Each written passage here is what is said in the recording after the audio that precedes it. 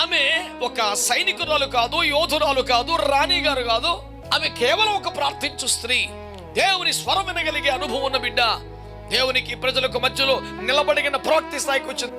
దేవుని మాట వినిపించడం, దేవుని స్వరం వినిపించడం, దేవునికి భూమి మీద ఒక మాధ్యమంగా బ్రతకడం, దేవుని స్వరమును లోకానికి వినిపించి ఒక బోరగా, ఒక శబ్దంగా ఉండటం, అంతే తన పని.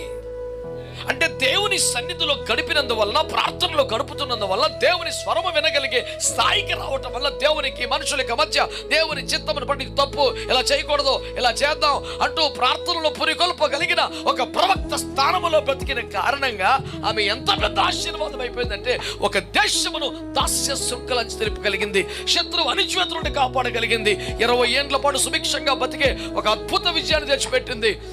మహా యోధాను యోధులు భయపడి దాక్కున్న వేళ దేశం చేసి అఖండ విజయాన్ని సాధించడంలో తిరుగు